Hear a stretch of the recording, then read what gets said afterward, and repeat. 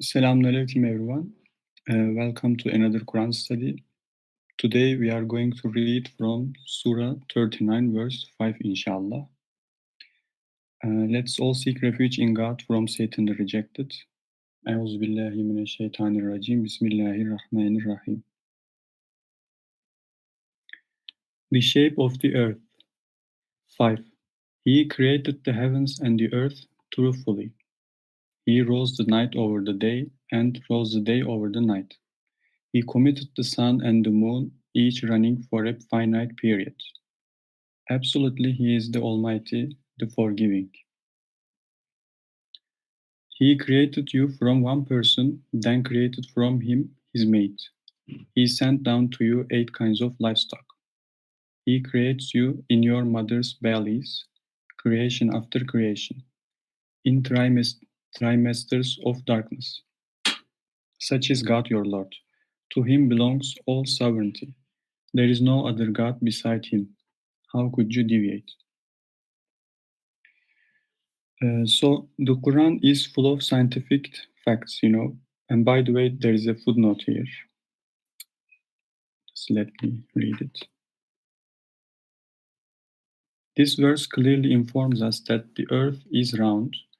The Arabic for he rolls, yukawir, is derived from the Arabic word for ball, kura. Since the earth is not exactly round, a specific reference to its shape is given in 79:30. The Quran is replete with scientific information that became known to us centuries after the revelation of the Quran. See Appendix 20. So, as I said, the Quran is full of scientific facts, and we see that one of them is the reference to the shape of the earth in verse 5. The Quran is actually a book that describes the shape of the earth accurately 1400 years ago because it comes from God. And God knew that the earth was not flat. Sometimes some people ask that if the Quran says the earth is not flat, why did people in the past who believed in the Quran claim that the earth was flat until around the 17th century? So, first of all, those people actually didn't follow the Quran alone. So, they instead used hadith books as additional sources. And therefore, they didn't have access to the Quran. As a result of this, they were divinely prevented from understanding the Quran. So, they were actually idol worshippers, so they couldn't access the Quran. And by the way, there are still people who believe the earth is flat, and they say they believe in the Quran also. So actually, we cannot say that a person has understood the Quran correctly just because he said he believes in the Quran. So this is actually what happened in the past. The verse about the voice tone of contact prayers, it has been in the Quran for 1400 years. So what did they do? Or let's say, what do they do right now while observing contact prayers? They are choosing to disobey the Quran by doing their salah silently. So therefore they cannot understand the Quran. It's the same actually. So the shape of the earth was mentioned in the Quran and they couldn't reach that information. Also, when we look at verse 6, God says that He creates you in your mother's bellies, creation after creation, in trimesters of darkness. So, this scientific fact was not known until the technology developed. So, God reveals these scientific facts in His book so that we can appreciate His knowledge. Let's continue, inshallah. 7. Believe for your own good.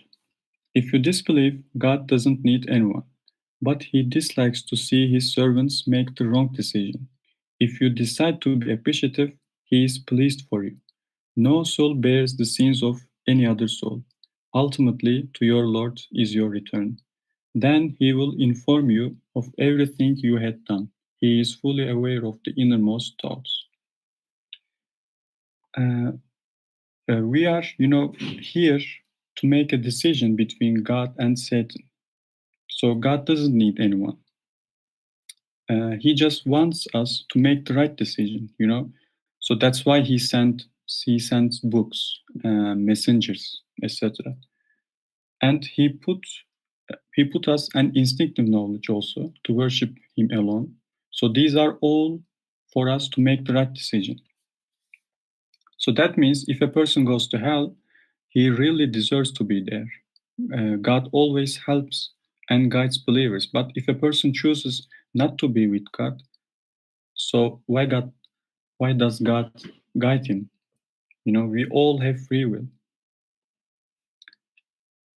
So by using our free will, we chose to be with God as submitters. So that's why we are here today to do Quran study with God's will, subhanallah. I mean, if we believe and do commandments, it's for our own good eventually. So God will be pleased for us if we are appreciative and follow His commands. 8. When the human being is afflicted, he implores his Lord, sincerely devoted to Him. But as soon as he blesses him, he forgets his previous imploring, sets up idols to rank with God, and to divert others from his path. Say, enjoy your disbelief temporarily. You have incurred the hellfire. Is it not better to be one of those who meditate in the night, prostrating and staying up, being aware of the hereafter, and seeking the mercy of their Lord? Say, are those who know equal to those who do not know? Only those who possess intelligence will take heed. Say, O my servants, who believed, you shall reverence your Lord. For those who work righteousness in this world, a good reward. God's earth is spacious, and those who steadfastly persevere will receive their recompense generously, without limits. Here we see some important characteristics that we should have. Like, if we have a problem, we cannot give up. This problem can be a test or a pinch. Either way, we should steadfastly persevere and continue to worship God alone. And I mean, we shouldn't be bad weather friends. We should worship God alone under all circumstances so that we can show Satan we are choosing God, not Satan.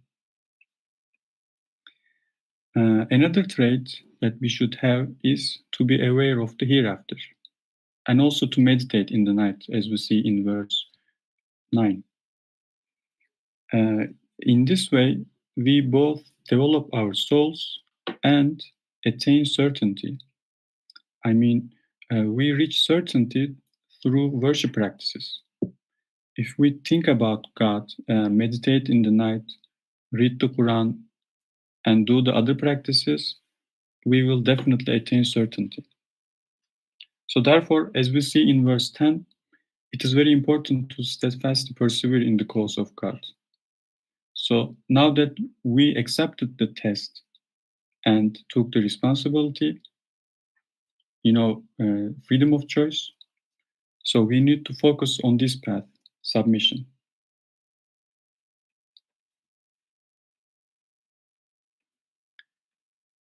11. God alone. Say, I have been commanded to worship God, devoting the religion absolutely to Him alone. And I was commanded to be the utmost submitter. Say, I fear if I disobeyed my Lord, the retribution of a great day. Say, God is the only one I worship, devoting my religion absolutely to Him alone. Therefore, worship whatever you wish besides him. Say, the real losers are those who lose their souls and their families on the day of resurrection. Most certainly, this is the real loss. They will have masses of fire on top of them and under them. God thus alerts his servants, O my servants, you shall reverence me. As for those who discard the worship of all idols and devote themselves totally to God alone, they have deserved happiness. Give good news to my servants. So we are supposed to be the utmost submitter, right? A real submitter never complains, and as you know, so God is running everything. So an utmost submitter will accept everything coming from God without any hesitation. So they are basically content with whatever God gives them. It's a sign of a submitter. They don't object, they just fully submit. So sometimes we get pinched, but an utmost submitter's reaction would be cheerfully accept what God wants, and also they understand the situation. So if it's a pinch, they understand it and cleans out of that mistake. So the only reason for an utmost submitter to have a problem is actually because of something they have done. You know, so passing after all the tests, they got a perfect life actually, but there may be some pinches when they did mistake. So in short, an utmost submitter means no problems of any kind. So things we experience during the admission test can be exacting, by the way, but they are actually there to prove ourselves. We are here to purify our souls. So the way to make it is through passing admission tests, actually. So that's something important to remember. And also, when we look at verse 15, we see that idol worshippers lose both their own souls and their families. So in Surah 14, verse 28, God says that, have you noted those who responded to God's blessings by disbelieving and thus brought disasters upon their own families? Hell is their destiny, wherein they burn, with a miserable end. I mean, they are actually removing their families from God's protection. The idol worshippers I'm talking about. So these people are actually deserving this. So their families are assigned evil souls, and therefore they are bringing disasters upon themselves as well as their families.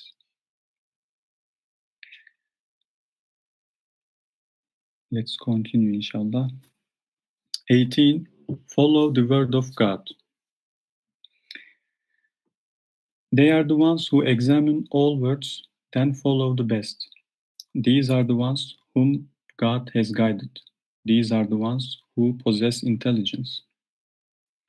With regard to those who have deserved the retribution, can you save those who are already in hell?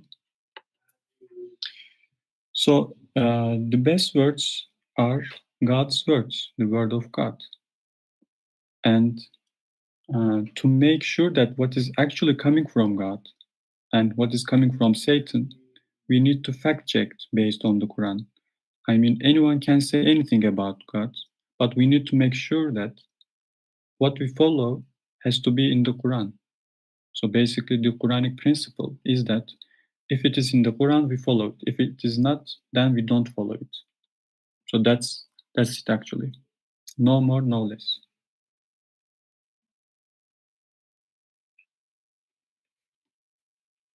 20. The righteous. As for those who reverence their Lord, they will have mansions upon mansions constructed for them, with flowing streams. This is God's promise, and God never breaks his promise. Do you not see that God sends down from the sky water, then places it into underground wells, then produces with it plants of various colors. Then they grow until they turn yellow. Then he turns them into hay. This should be a reminder for those who possess intelligence. If God renders one's heart content with submission, he will be following a light from his Lord. Therefore, woe to those whose hearts are hardened against God's message. They have gone far astray. So, those who choose submission are following a light, actually, a guidance from God. So, it's very important to follow submission and make sure that we are only following the orders of God. So, the cost of following any satanic belief is actually quite heavy. So, Satan is always after us, and we shouldn't fall into Satan's trap by giving him a claim about following any other source besides God. And also, God is running everything. So, meaning that if a soul deserves to be guided and follow a light from God, this soul will definitely be saved by God. And no one can divert the person from the path of God. So may God continue to guide us in the right path, inshallah. 23. The best hadith. God has revealed herein the best hadith, a book that is consistent and points out both ways, to heaven and hell. The skins of those who reverence their Lord cringe therefrom. Then their skins and their hearts soften up for God's message. Such is God's guidance. He bestows it upon whomever he wills. As for those sent astray by God, nothing can guide them. So the Quran increases the disbelief of the disbelievers, and it increases the faith of the believers. Like, if a person doesn't want to believe the Quran, he or she may easily fall into the traps that are specifically put for them in the Quran. So they may try to distort some verses and reach different understandings, or just even they may not want to accept what is written in the Quran. So as a result of these things, they wouldn't understand the Quran. So, and also God shows both ways in the Quran, and people choose freely either God or Satan. So therefore, everyone will be judged on the day of resurrection without the least injustice. And disbelievers will see the punishment for the decision they made with their own free will. So, in this verse, we see that God says the Quran is the best hadith. And the hadith books are actually made up by Satan to deceive people. And actually, they have no basis. But the Quran as a book is not like that. The Quran is a consistent book that's proved mathematically that it came from God. So when the Quran is read to believers, they understand that it comes from God. And they say, we hear and obey. But bad souls reject it because they have a different system in their mind. They actually don't want to follow God's system. And they simply don't want to accept the Quran for many reasons. Like, God talks about many things in the Quran. We have historical events, in embryology, physics, chemistry, biology mentioned in the Quran. But this is not enough for them, and they want something different according to their system. I'm sure most of you have heard before that some people, especially atheists, claimed that because dinosaurs are not specifically mentioned in the Quran, this book cannot be a book from God. You know, it's a popular claim by atheists. So they just say that God should have mentioned about dinosaurs. So this would make Quran extraordinary. I mean, what they think is that basically they create their own system as a religion, and they claim that if there's a divine book, it must mention something amazing, quote unquote, so that they will believe. This reminds me of some verses about like miracles.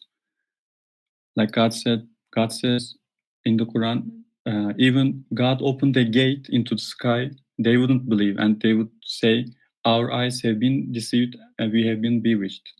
I mean, they actually have their own system in their minds. So uh, we can say that even dinosaurs were mentioned specifically in the Quran. They would want another things, or they would just say, "Why not mention other prehistoric animals?" You know. So they claim that if God sent a book, he should send a book that is compatible with their system. Like their requests are actually their excuses. So this increases their disbelief. So basically, what needs to be done is to be happy with what is presented to us. And we should accept it. We should accept the Quran as a whole. We cannot impose our own system on God. Instead, we need to follow the God's system.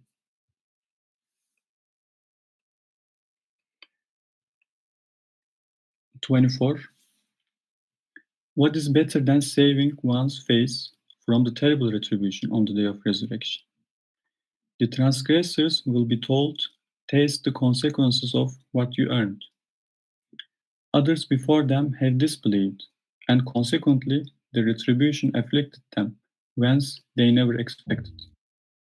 God has condemned them to humiliation in this life, and the retribution in the hereafter will be far worse if they only knew. So our purpose in this world is actually to save ourselves from the eternal punishment of hell by worshiping God alone. So the rest is just details. You know, we shouldn't deviate from this purpose. So God has guided us with His only true religion, submission. Subhanallah. So what we as believers have to do is to develop our souls enough to be close to God. And this can only be achieved by worshiping the one God. So that means actually to follow his commands, like observing the contact prayers, giving the obligatory charity, and saying the name of God before eating, and even avoiding any suspicion is among the commands that God has determined for us as a law. You know, there is a command in the Quran regarding suspicion. God says in Surah 49, verse 12, "O you who believe, you shall avoid any suspicion, for even a little bit of suspicion is sinful." And the messenger explains it with an example. Like, suspicion is basically if a person is passing by you and making a face, you draw a conclusion that this person is unfriendly or doesn't like. So based on that, you can be wrong, and it's sinful because that person may be having a headache or stomach ache. You don't know that, so you don't know why he is making a face. So you must give the person the benefit to doubt, and instead of stating that the person is unfriendly or doesn't like you, you have to say that something is wrong with this person, and you feel more actually kindness towards the person instead of the other way around. So the Quran makes this very clear, very strong. A little bit of suspicion is sinful. And at the end of the day, it's for our own good. If we always have bad assumptions, I'm sure that life will be painful and unbearable. If we constantly think negatively, we become a negative person. If we think positively, we become positive. And of course, suspicion is something about a thought without any proof, you know. So we are talking about something that's not 100% true. Like if we draw a bad conclusion based on something that's not 100% true, sorry, we basically hurt our souls because we are breaking God's law in this sense. So God's laws are always there to protect us from hurting ourselves or hurting anyone. They are actually the best for us. So if we stick to these commandments, we will reach a perfect life, a guaranteed perfect life. And as I said, when we go on suspicion, it becomes almost impossible to reach a perfect life because your brain will be constantly filled with negative emotions, and you interpret every action of people as negative. But when you know that suspicion is sinful and everything is under God's control, you will stay away from every kind of sin, because it's not worth it. So by following the commandments of God, this world will become better for us, inshallah.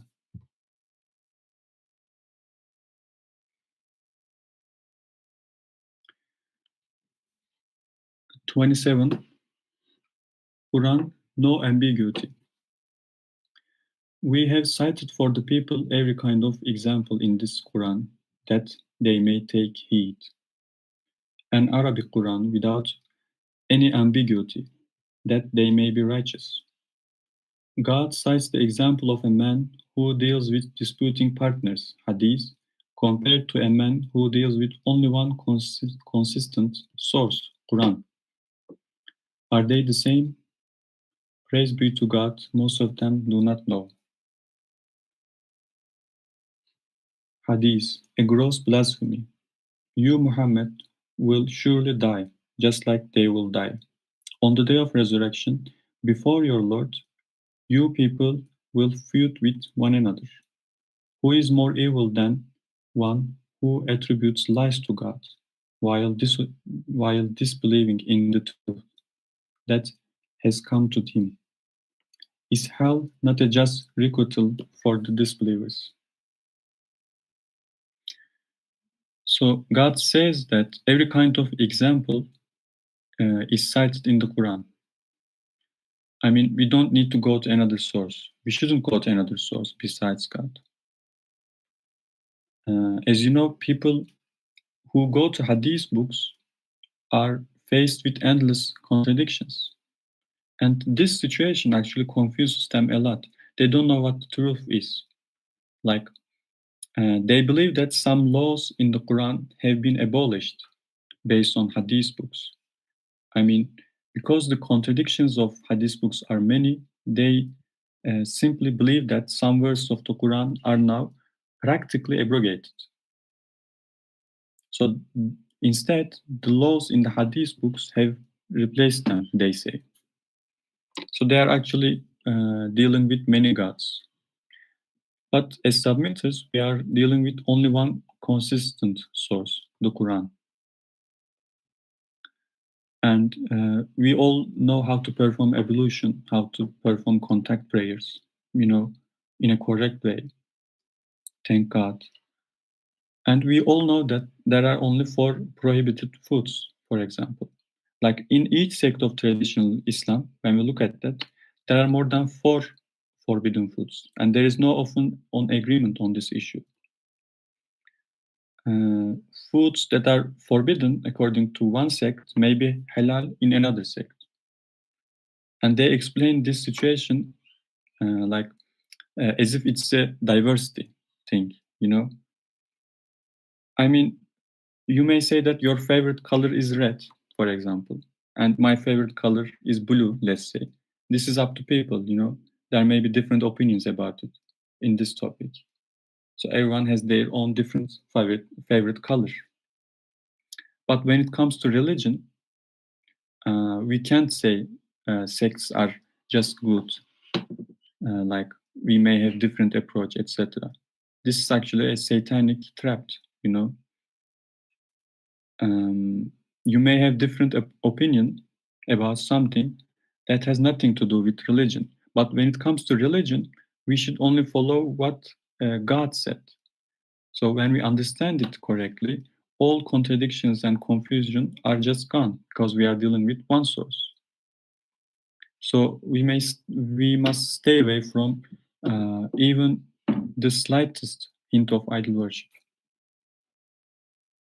So in the Quran, God says that you shall submit to Him, reverence Him, observe the contact prayers, salat, and whatever you do, do not ever fall into idol worship. I mean, that's the whole idea of being here, you know, in this world, to avoid being an idol worshiper. Like, if you submit to God 99.9%, you are not going to make it. You know, it's still not enough. So this is why fully submitting to God alone is very important, as we see in the Quran. We must prove that we are uh, sincerely 100% submitting to God. And so verse 32 was the last one for today. Let's stop here. Thank you all for listening. If you have any comments or questions, please share.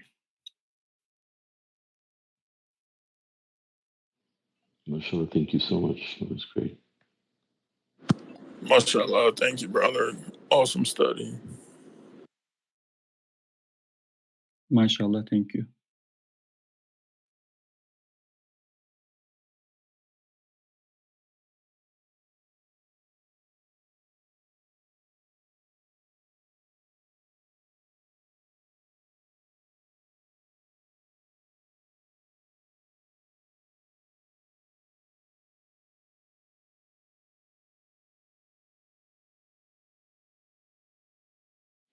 I believe you forgot to change the title. It says in Turkish.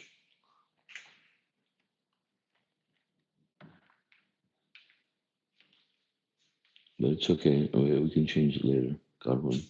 I actually changed it, but I think you're probably changing in the wrong place. Because there's one place where you change it, it changes everything, right? For all of them. But if it seems like when you're changing for like maybe one of the channels instead of all of them. So that's what's happening. Yes. I see. MashaAllah, brother. Brother, I had a question about the meditating at night. So, do I understand this correctly? It's like between dawn prayer and the night prayer?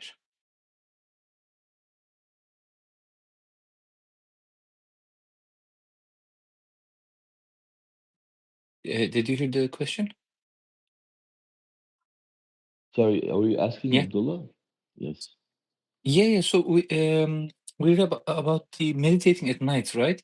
So I understood this always as you have the night prayer and you have the dawn prayer, and in between the night and dawn prayer, you wake up and then you do the meditation, or you just don't sleep and you meditate.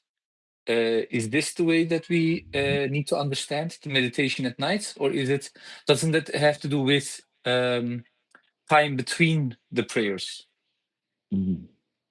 So, well, first of all, night, as we understand, begins at sunset, you know? So, we have the night of destiny, right? So, the night we understand begins at sunset. We start meditating. And so, the night literally begins at sunset and, ends at, I believe, dawn, right? So that's night. But having said that, I think the Master of the Covenant also explained that it doesn't necessarily mean that you stay up all night and you meditate. Like the fact that you're doing your prayers and things like that. From your night prayer and your dawn prayer. I mean, those things are also being counted for. So It's So he not an said a extra person. prayer or sorry, meditation. Yeah, he said a person who will misunderstand these verses, will end up, staying up all night and meditating. But that's what he had said about this. Yeah, like But you I mean, can't. you can meditate as much. I mean, basically, the thing is, you can meditate as much as you want, whenever you want, really, and doing it at night is more effective. God says, right? But that doesn't Mhm. necessarily means that we have to, stay up all night and meditate. No, we don't have to do Basically, it all night, of course, yeah. but like or you or can or wake like up in even between, right? yeah. hmm Yeah, but I'm saying it starts at sunset, so you can do it you can do it while you're awake. From sunset until Mm. dawn. Yeah. Okay, because I always understood this as like you Mm-hmm. do your last prayer and then you go to sleep, Mm-hmm. and then you Mm-hmm. wake up in between before the dawn prayer, you do meditate and then do your dawn prayer or then sleep again and then wake up at dawn again. Like Mm-hmm. if Mm-hmm. okay, but that Right. makes it really clear, brother. Thank you. Yeah, sure.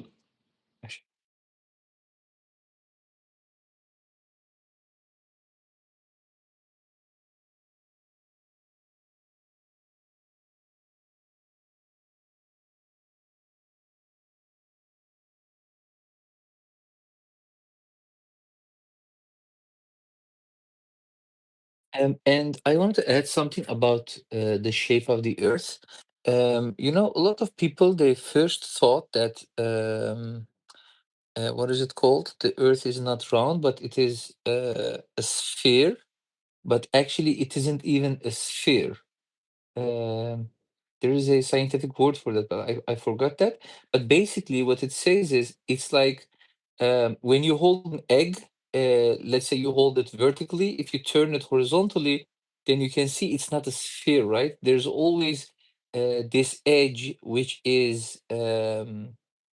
extends more than the other side. So, like this shows actually also the accuracy of the Quran, and it's proof that the one who has written this, it's the one who created it, because no one could have known such a detail 1400 years ago. And I want to add to that brother Abdullah was talking about that people are asking, okay, why are dinosaurs not mentioned in the Quran?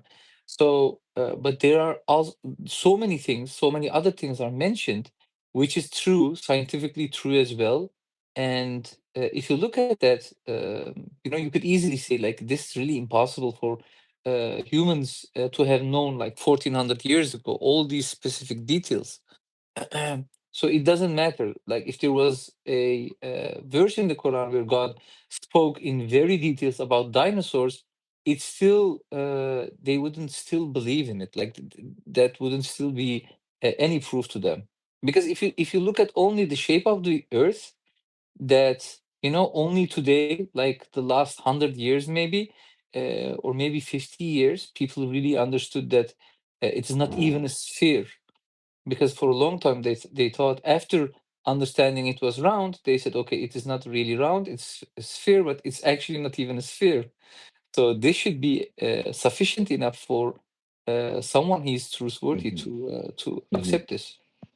Yeah, I mean, it's a sphere, but it's not like a perfect sphere. It has some irregularities in that sense. Like, if you look at the North Pole and the South Pole, like they're not like literally, you cannot draw like a straight line. It's like almost kind of sideways a little bit.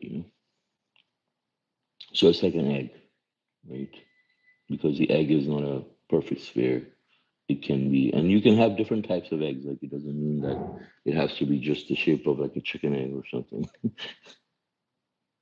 Yeah, it says the Arabic word is, if I'm not mistaken, duhaha, something like this. Dohaha, yes. Yeah, duhaha. So this is referred to the ostrich egg.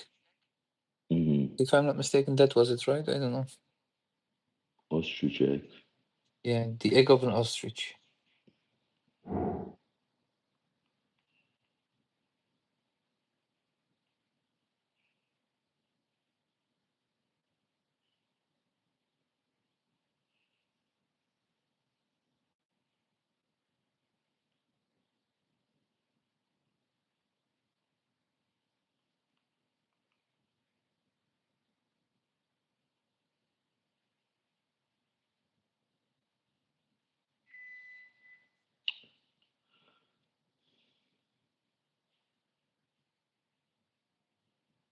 It's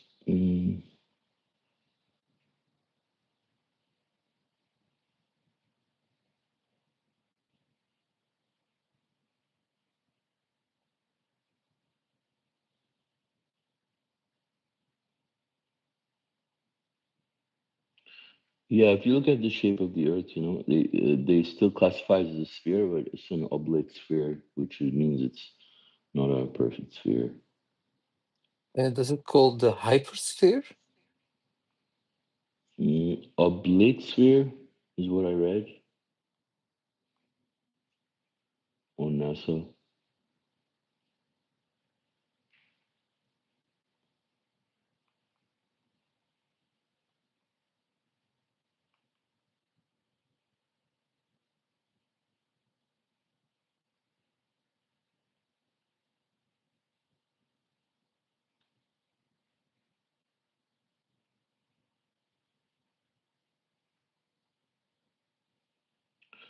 Yeah.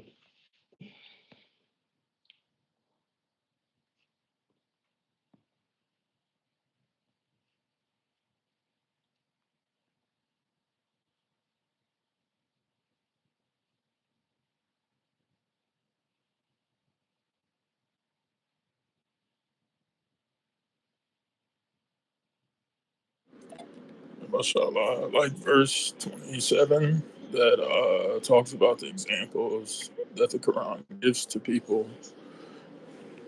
Because and throughout the Quran, there's so many examples, like, how it talks about the wind and the rain and just different examples that the reader can reflect upon. But, like in the next two verses, 29, it says, God cites the example of a man who deals with disputing partners, hadith, compared to a man who deals with only one consistent source, Quran.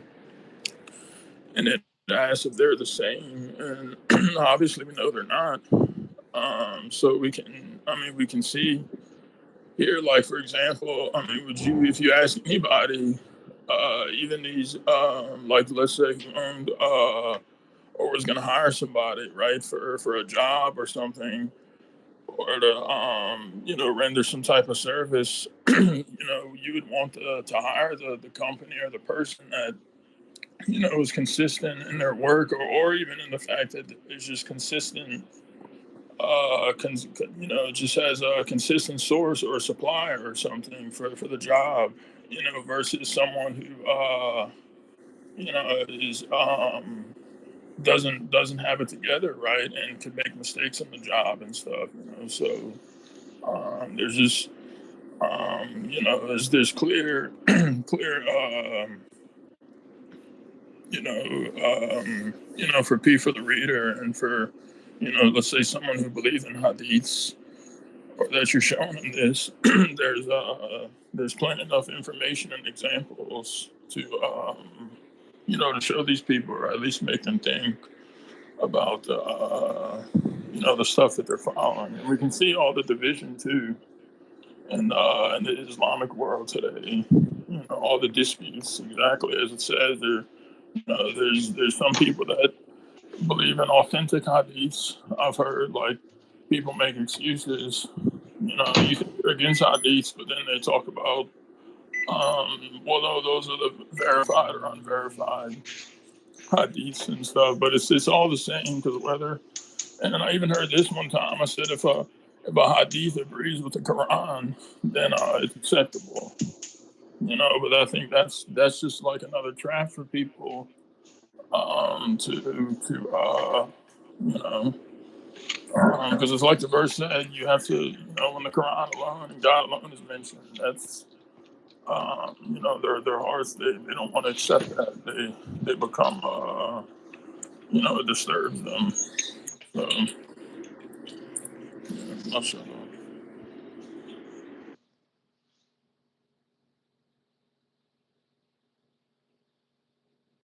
Yeah, mashallah, brother. And I had also another question about verse 6. It says he created you from one person, then created from him his mate. How should we understand this correctly? Does it mean that, like, God is talking about, of course, the human body, right?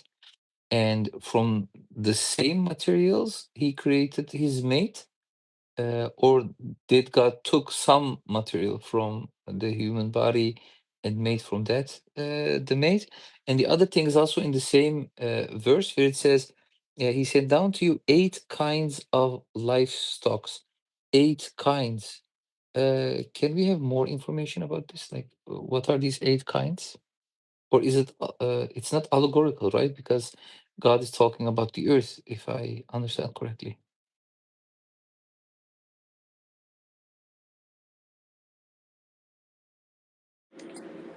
Mashallah, yeah.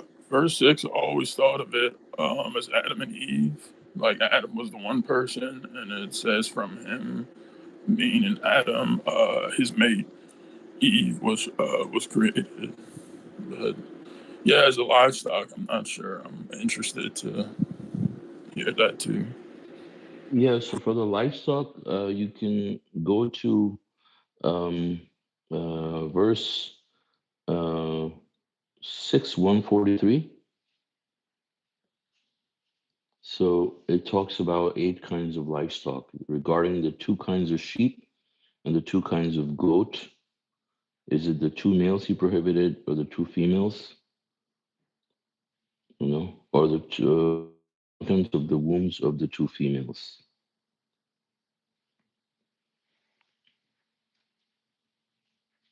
Brother, you said chapter 6, verse Verse 133? 143. Verse Or 143. 40? Or 43? And then it talks about and then it says regarding the 2 kinds of camels and the 2 kinds of cattle is it Okay. the 2 males he prohibited or the 2 females or the contents of the wombs of the 2 females. Uh, Yeah. uh, And you can see that when it says 8 kinds of life, let's put a colon after that. So it means these are the 8 kinds of livestock.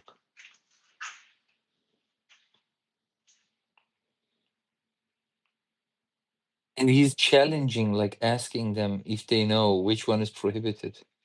Mm-hmm. Like he's challenging their knowledge. Mm-hmm. Oh, okay, but so, okay. Like he gave these livestocks, this 8 kinds of livestocks. Mm-hmm. But before he says that, he's talking about creating them, right? Can we understand this as he created them, sent Adam and Eve to the earth, and they got these livestock from God,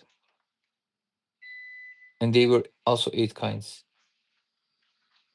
Did I misunderstood it? Or? He's not. I mean, what are you saying with Adam? Yeah, like the verse starts Mm-hmm. where God says He created you from one person, then created from him his mate.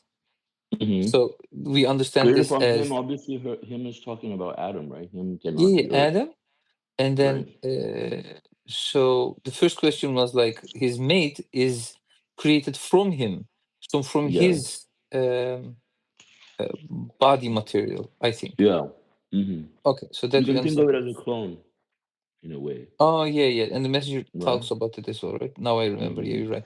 And then he sent down to Mm-hmm. you 8 kinds of livestock. So he sent down the livestock to, starting from, of course, Adam and Eve, to them. Yeah, I mean, of course, when he sent Adam and Eve, they need to eat, right, Okay. on Earth. So, but it doesn't necessarily mean that he sent it down with Adam and Only Eve, to like them. as their cut came Yeah, down. he gave it to them. You know, he gave it to them. Yeah, I mean, um, they were they are separate from the humans, right? It's not like Adam and Eve will produce these. So I mean, they could have come before Adam. They could have come after Adam. Like, you know, as the brother mentioned, people take it as an argument to say dinosaurs are not mentioned. You know, so it's like, you know, life could have existed like the creatures. Well, if you make that argument, well, but the thing is, you know, I mean, even that whole thing for us, I guess, like whether they came first or not, um, like doesn't really, it's not really relevant, right? Mm-hmm. Like for us, like as submitters. Yeah, I think I think like we can certainly focus on the scientific aspects of things, for example, and understand that God has made the Quran with there's no nonsense, but there's things that are they're like deliberately not the focus of the discussion, right? And we have all these other things that are highlighted for us and explained in detail so we understand those things. But for example, like if the cattle did the cattle come before Adam, or was Adam there before? Yeah, that's not uh, relevant, of course, yeah, that's not. Yeah, but God gives the yeah. information that it was 8 kinds. So this Yeah, yeah. shows that No, we of should course, know yeah. that it's 8 kinds, and then the Yeah, livestock. exactly. No, I was talking about the part about whether the If cattle it came comes with before with or him or before him. what if it was like with them, like they took it with them? Can you It doesn't make a difference for coming us, anyways. coming from the heaven with like sheep, and that would be funny. And by the way, there was something about their bodies being in this world or in heaven, Uh-huh. but there were two different informations about them, and the correct one was, I believe, that the bodies were already in this world. Or did I miss? Do you remember The that? bodies were already in this world. The I don't bodies, the remember the bodies of exact Adam and Eve. discussion. Yeah, yeah. I know that we had the discussion before a while back.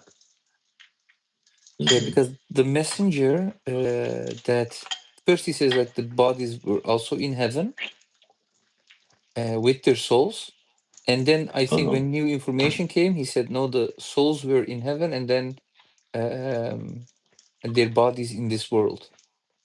But the bodies were already created, but there were no souls in them. Hmm. Yeah, the bodies were on earth, is from what I understand, and the Mhm. souls were up, you know, Yes. and then they were sent down. The souls were sent down, and so the bodies became visible to them when the Mhm. souls were sent down. Yeah, the messenger talks about it, and if I'm not mistaken, it says Hmm. like when somebody sleeps, the Hmm. soul goes out the body, so it's Hmm. actually a soulless body, but still alive, and it moves. Hmm.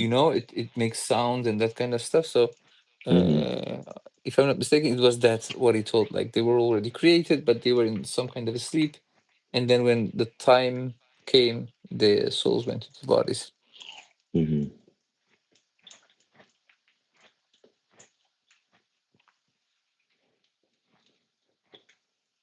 Yeah, but it's interesting, Brother Abdullah, you mentioned that they say that about the dinosaurs. I never heard that argument before. It's funny.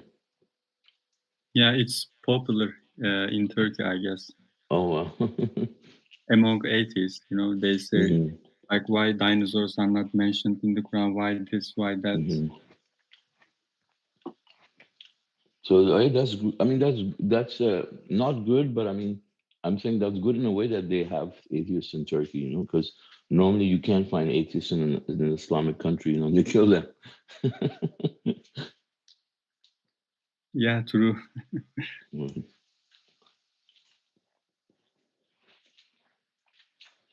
I know that was a big argument with the Bible about the dinosaurs Mhm. as well. Yeah, because right. Yes, But Raphael the said thing there's is, go yeah, ahead, brother. I was gonna. I'm sorry. Go ahead.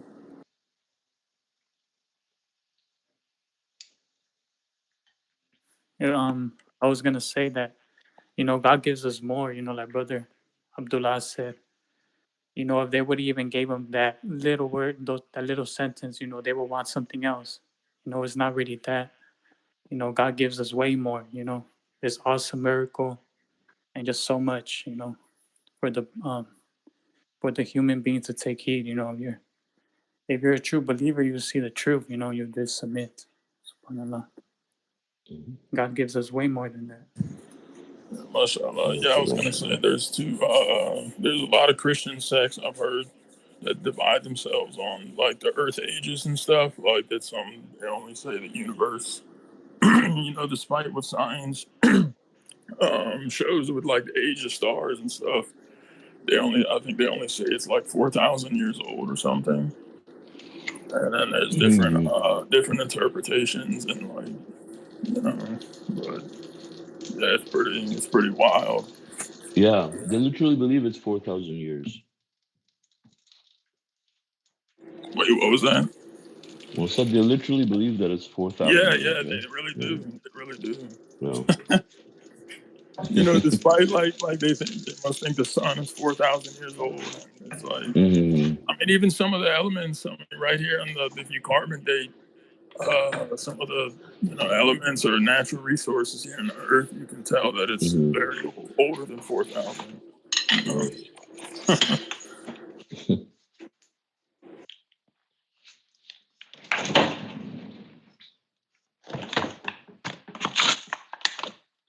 Mashallah, and also like our brothers and sisters, God says also that in a way, if you want, like God says He created everything. He said He created all creatures, and if I'm saying it correct, He says He created creatures with you know 2 arms, and then He says some walk on four, so God 2 legs. basically does say that He created, 2 legs. right, brother? Okay, 2 two legs. legs, right? You said they walk on. Well, Said what? 2 Yeah, arms. and I can't remember the verses, but You might in the be thinking Quran of where God, there's one that says created creations you do not know about. Is that the one you're thinking of? I think. um, No, he's talking about the other one. the one I'm Okay. thinking That said about that is their legs. like He says He created Yeah, some creatures. walk on 4. He's talking about Surah 24, verse 44. And Okay. God created every living creature from water. Some of them walk on their bellies, some walk on 2 legs, and some walk on 4. So I was just saying, you said 2 arms. So, Yeah. Thank you. Thank you. yes. Yeah, they do handstands. Mashallah. Some walk on 2, some of them walk on their bellies, some walk on 2 legs, and some walk on 4. God creates whatever He wills. God is omnipotent. Subhanallah.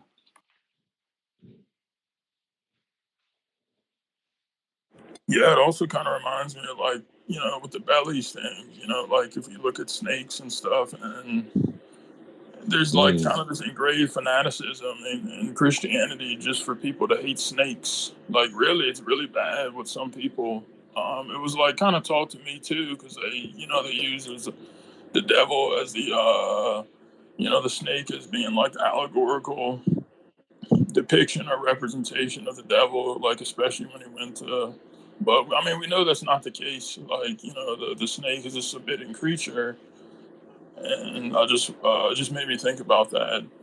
When I hear about bellies and stuff, because there's a lot of people that really unnecessarily abuse and hate snakes. Just, I mean, even if there's poisonous and stuff, they're pretty docile. They won't attack you unless you step on them or do something to them. I mean, alligators, you probably have a better chance of getting torn up by an alligator than bitten by a snake, So, yeah.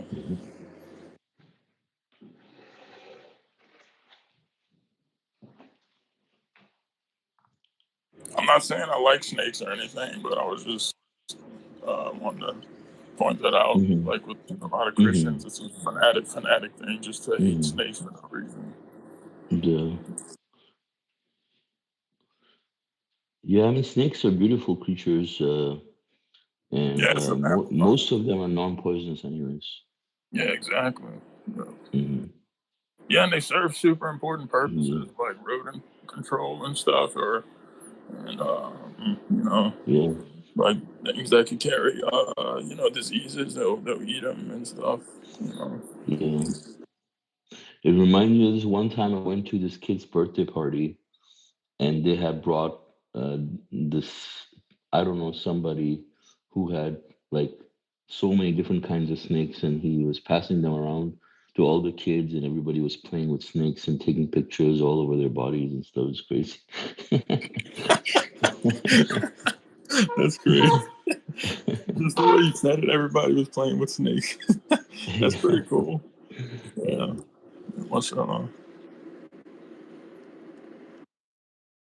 Yeah, I would have wanted to go to that birthday party.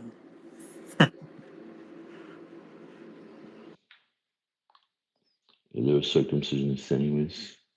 You wouldn't Oh, I see. I have. see. Yeah. Yeah.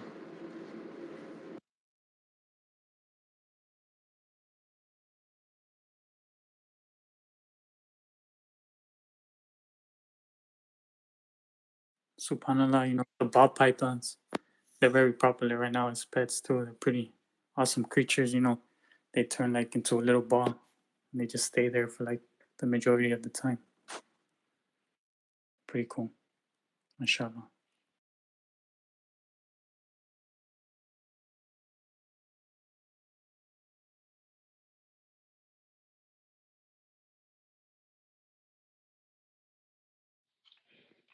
Mashallah. I also like the fact that, Brother Abdullah, you mentioned the commandment about suspicion.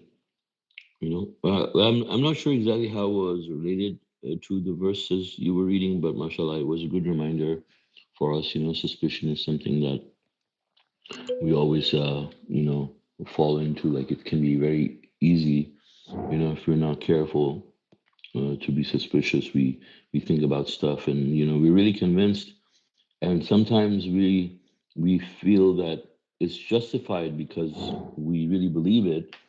But when the messenger of the covenant explains this, he says, even if you're right, he says, for your own happiness, you should not think that way. Even if you think you may be 100% right, you're 100% sure that that's the reason, but you don't have any, solid evidence, like unless a person says, yes, I hate you, you know, you cannot have that kind of idea.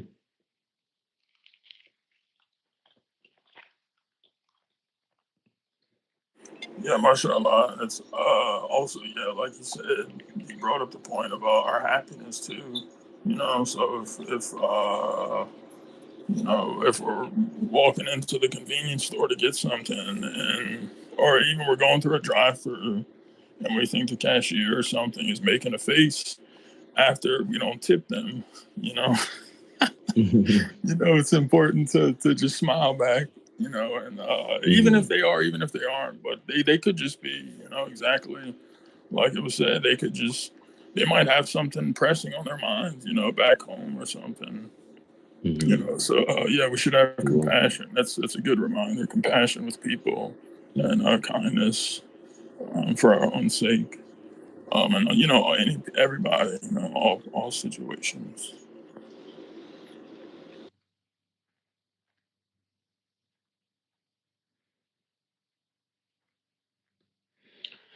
Yeah, also, verse 32 is a good reminder for us that, God talks about like people, for a lot of people, and especially we've seen that in submission too, when people come up with these types of lies attributed to God, some people will, take it very lightly. Like, some people really try to downplay this idea. But God is saying, who's more evil than those who fabricate lies and attribute them to God? Like people will fabricate lies, and then someone will say, no, that's just his understanding. It's fine. But no, that's not his understanding. That's hadith, the same thing, right? They're attributed lies to God. And when someone says that, for example, something is lawful when it's prohibited, and they say, no, that's just his understanding. No, but what he's doing, that is his understanding, but that's just not an understanding. Now you're attributing a lie to God. You're implying that God says something when he doesn't, and God says that is the most evil thing to do. And it's really not helping that person, when he's making this type of an excuse and defending something like that, because it's trying to make this thing acceptable in the eyes of uh, people who want to uphold the truth, and make it easy for these types of lies to creep into submission. So we understand that, like anyone who attributes lies to God as something that cannot be taken lightly. And God said those are the most evil people. Like, people have attributed these types of accusations about the messenger of the covenant, saying, that this was his personal opinion, and but he said that and he was wrong or something, for example, right? And this verse is telling us, no, I mean, that's not something that you can, put on a messenger so lightly, because God says those are the people who attribute lies to God are the most evil people on earth, right? I mean, more evil than we think maybe Hitler was more evil, or some corrupt guy or some serial killer. But these people are the most evil people on earth, more evil than those people, because they're attributing lies to God, their creator.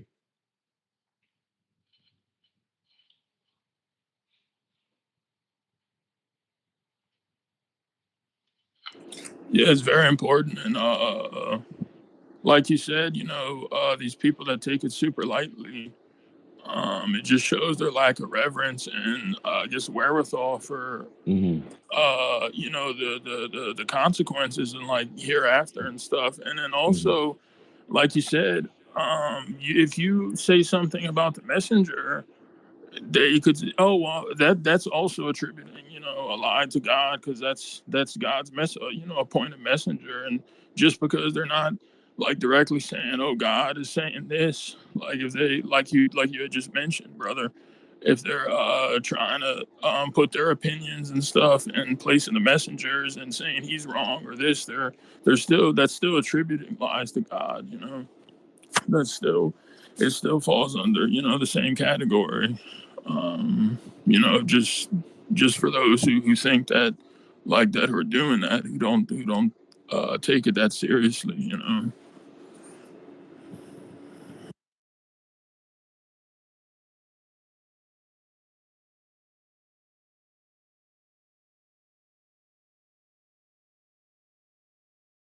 Yeah, because I mean it's I can, if you picture it, like the stuff that they're saying is it's crucial stuff, and so that could be information or things that could send somebody far astray, and ultimately cost have a heavy cost, versus like people, just evil people who do really bad things. They might be responsible for um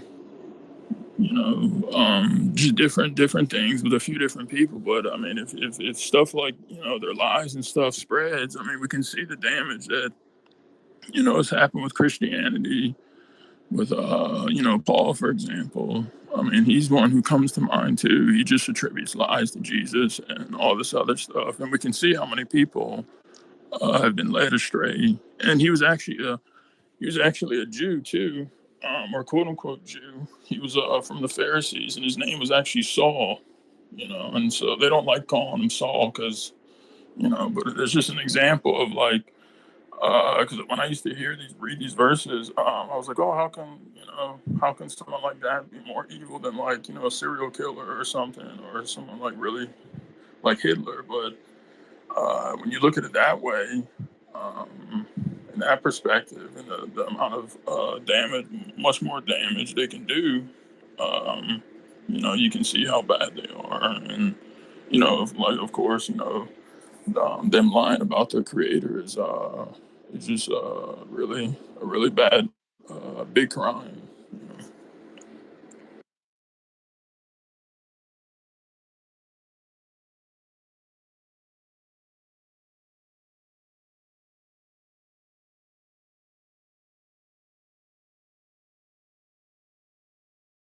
Subhanallah, we know through our history, that's what wicked people have been doing. And, that's basically what satanic is, Satanism, whatever you want to call it, satanic people. They it's all satanic. When you start doing those that kind of thing. Same thing with Yeah. um with the submitters. Some of the were like other groups of submission was subs. I can't even say it right now. Circumcision? Yes, yeah, that Circumcisionist? circumcision. It's Mm-hmm. it's the same thing. They're Exactly. Truly lies to God. yeah, right. Yeah, because they're saying Mhm. God told him to do this, It's a lie, Mhm. Or God commanded us to do this. And they're clearly attributing lies to God. Right. And God tells us in the Quran not to go to any other source, and that's to say that it's okay. They go to the Bible and said, you know,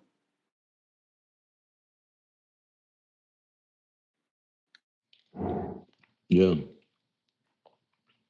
Yeah, and it was interesting that Abraham, around the time this argument, they, you know, in a way I you think could you're say cutting out, brother they're Raphael. committing idol worship as well, and they're saying Abraham did this, so it's okay. yeah, Brother Rafael is cutting out a little bit.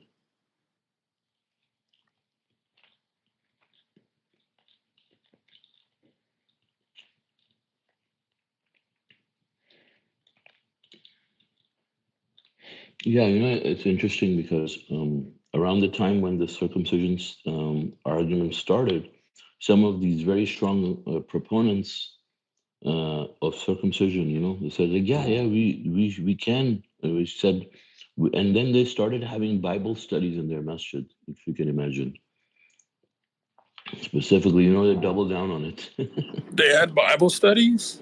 Yeah, they started having Bible studies. That's ludicrous. It's like you're given the Quran, and here you are wasting. I mean, the messenger never had Bible studies, so they're Right. basically they claim to want to follow, like the Quran says, follow Yeah. in the footsteps of those who believe in the hmm messenger, and they're setting really the worst example. I mean, imagine following a book that, advocates just or that is, really corrupt in some areas, and that's just hmm terrible, especially when they have the Quran, which is the most beautiful Subhanallah. book. It's Yeah. straightforward, and they're wasting their time. Like that's bad.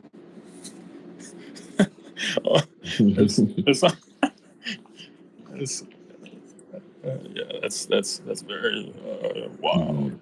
Wow.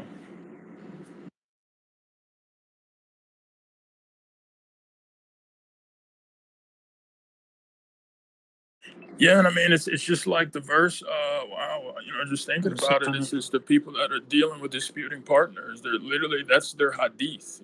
The Bible is acting as their hadith because you can't sit here and read the Quran and have Quran studies and then go have a Bible study too, because like literally you're going to be reading contradiction. On day one, you're going to be Mhm. reading stuff in the Bible that Mhm. says it's okay to drink alcohol, wine, and stuff. Which actually, none of the prophets ever said that. That's the wicked Mhm. hands of the scribes and stuff, and like talk about in Isaiah. But and then the next day, okay, let's read Quran. Oh, don't drink, alcohol or intoxicants, abominations. Mhm. I mean, how silly, Mhm. is that they do that, I was just gonna say that, brother. It's exactly what we read, in verse 27 and 28 and 29. You know, they're not following one source. They're Mhm. following multiple and attributing, like saying, "Oh, we follow this because this person is righteous." And it's committing idol worship. Basically, there's a lot of videos, that Brother Suleiman has made about the subject, and it's all true. That it is idol worship, and it's very bad. It's not something to be taken lightly. SubhanAllah. Mhm.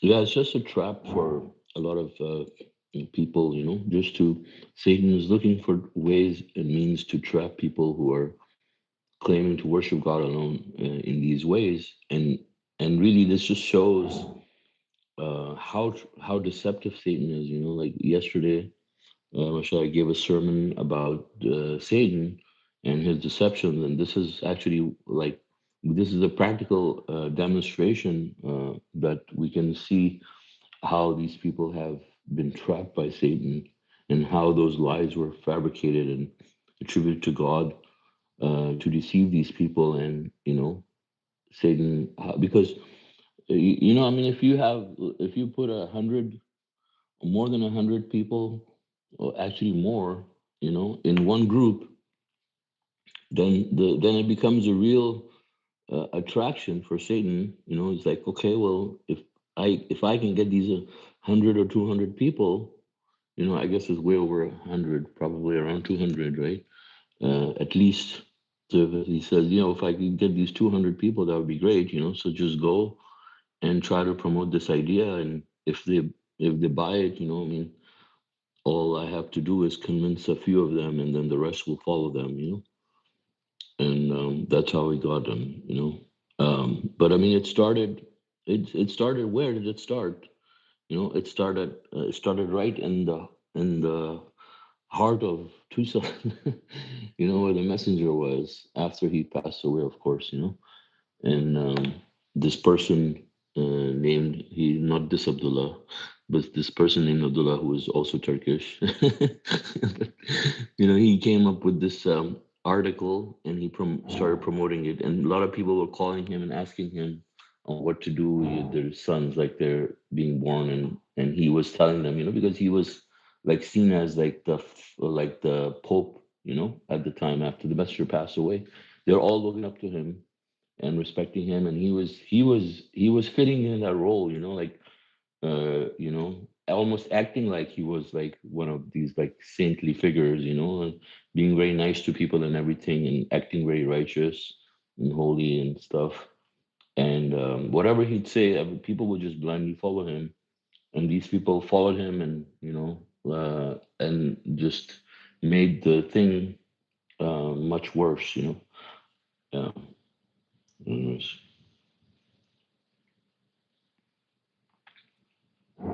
Satan found a way to basically take him, claim him, and claim all the others, right? I mean, if you have someone as a leader, quote unquote, then he becomes a very good target for Satan, because if Satan knows, okay, if I can get this one person, then all these people are just kind of almost, with their closed eyes, they're following him and falling for these traps. So, they think he's knowledgeable and stuff, and if he can get him, then be really good.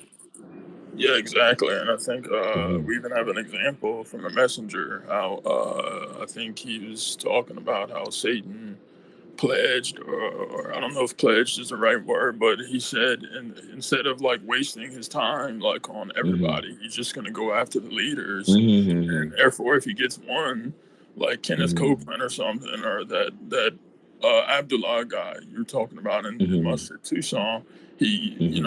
he'll get a one for 100, or one for 1,000, or even in some cases like one for 50,000.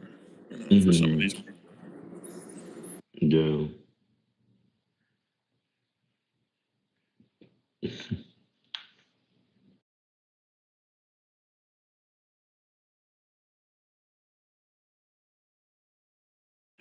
Yeah, it's like you go after, like that saying, if you want to take out the snake, you go after the head of the snake. And I know we were just talking about snakes, The but snakes.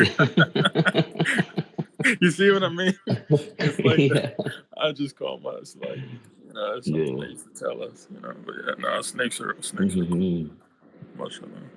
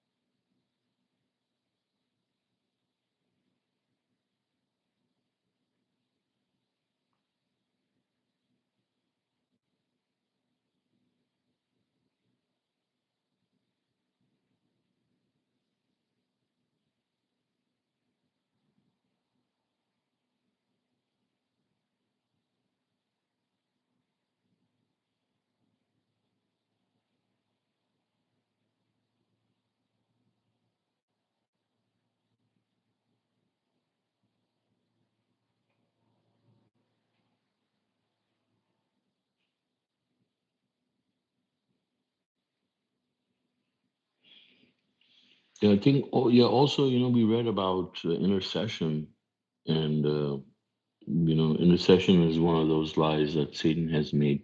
Also, to claim the majority like that, like you talked about, how Satan said he'll just go after the leaders, and in the same way, he has perpetrated these lies to all of them. Like intercession is he used intercession on all the groups, right? Like the same way he used it for the Christians, he used the exact same way for Mohammedans, and they all fell for it. Like these are empty promises that Satan makes to people, right? How he gets them, like say, yeah, okay, you take Muhammad as your savior, you take Jesus as your savior, all your sins will be forgiven, you know. And I mean, they don't Yeah, use the word he makes it savior for sound so Muhammad. attractive. Yeah, yeah, yeah. Yeah, that's good. Yeah, exactly. Good point. Mm-hmm. Yeah, he makes it sound Mm-hmm. so attractive and like the Mm-hmm. wording and stuff and Fancy, yeah. fancy. Yeah, because even growing up, it's like you would hear like the utterances of these people about Jesus, and it would like just give you chills, like ooh, like Mm-hmm. no Yeah. man comes to the Father but through no really, and it would like make you feel like that, and like you would feel Mm-hmm. like you. But I mean, for me, it's like it never clicked. Like Mm-hmm. I never wanted to tell my parents, like didn't. I was just going with the flow, I guess, showing up to church and stuff. But Mm-hmm. yeah, and then and in the verse we just read it's interesting to see like what a Mohammedan's response would be. Like when you say no soul can bear the I think in verse um we just read it. Oh, verse 7, believe for your own good, and halfway through the verse it says no soul bears the sins of any other soul. Mm-hmm. So like you had just brought up, how the Mm-hmm. Mohammedans are fell into the same trap. Yeah. It's Mm-hmm. interesting to see the response if you were to show them this. I don't think I've ever Yeah. showed or And that's tried that. literally what the Christians specifically are saying about bearing the sins. Is like he bore the sins of all humanity, right? Pretty much Hmm. by sacrificing. Yeah, yeah, exactly. That's so ridiculous. Yeah, and I mean, for me, it's like, well, man, that's like, I mean, God be glorified, Mm-hmm. but it was always like questionable. It's like, well, the sins of humanity are like pretty great, so how could one person just absorb? Or Mm-hmm. it's like Yeah, and really, if you just by really this wanted to, life, yeah, if you really it's had true. to, Mm-hmm. accumulate or add up, I mean, the amount of torture and suffering that would Mm-hmm. have to take place would be, I mean, incomprehensible. So it's like, how did that Mm-hmm. even make sense? It's just Mm-hmm. ridiculous. And why would someone else have to pay the price for you? Where is Yeah, there exactly. justice in that? Yeah, exactly. And God's the most Mm-hmm. just. And, whereas why does Mm-hmm. someone who's like more Mm-hmm. righteous than most of the other people Mm-hmm. in that time period, It's why like, should he have to yeah, suffer? it's like you have a lot of tickets, you get a lot of tickets, and everybody in the city gets a lot of tickets. And then the president says, you know what? I'll just torture my son, and it'll be wiped out from your record. Like, what is wrong with you? Yeah. But no, what they'll tell you, they'll use the whole lamb, the blood sacrifice. So like, they like saying, oh well, it's the sacrificial lamb. Like I guess when Hmm. you eat a lamb Yeah. or something, it's like, oh, that's what it was. It was, it's the they make it. There's such like this Yeah. elaborate roundabout Yeah. It's like, system. yeah. Or like think about it like as a country, like say everybody in the country is breaking the law, people are killing each other, murdering and everything, and then the president says, you know what? I'll just kill my son, and then all of you Yeah, will be forgiven. yeah, literally, that's exactly what they're saying. It's like Yeah. how does that It's fix like, anything? How does that solve yeah, anything? it's like, yeah, Joe Biden, kills his son and then sets all the prisoners free. And really is outrageous, is that like great is so outrageous, but they don't see it like that. They're so they're so blind, to the truth that they actually see it like it's something divine or but it's really outrageous just like how you explained it right now. Right. There's really comfort too, in their numbers, and they, because I even talked to this one person, and she, you just get to understand after knowing these people for a while that they feel comfort in their large numbers. Like they go to these big churches, and 90% of their Facebook friends and social media agrees with them and has the same belief, Jesus this, Jesus that. And so, like they can't be wrong, and then they have these fake quote unquote miracles in church that, aren't happening. It's just an illusion. Like Jesus said in the Bible, he said, they'll be performing miracles in my name and casting out demons, when in fact none of that was going on. And they'll come to him and they'll say, Lord, did we not do this? Did we not, cast out demons in your name and perform great miracles? And then he says, no. He said, get away from me, I never knew you. They claim to even talk to Jesus. It's really it's really ridiculous. But a lot of them are making money and stuff off of it too. They're flexing their cash apps and their Venmos and stuff, and going on these. It's just ridiculous. But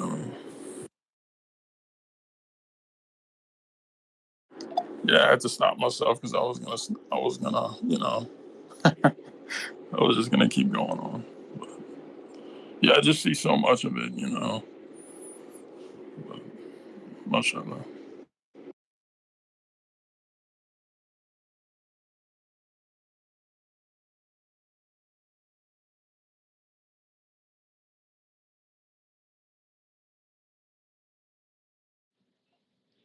Inshallah. Okay, so are there any comments or like off-topic questions, maybe?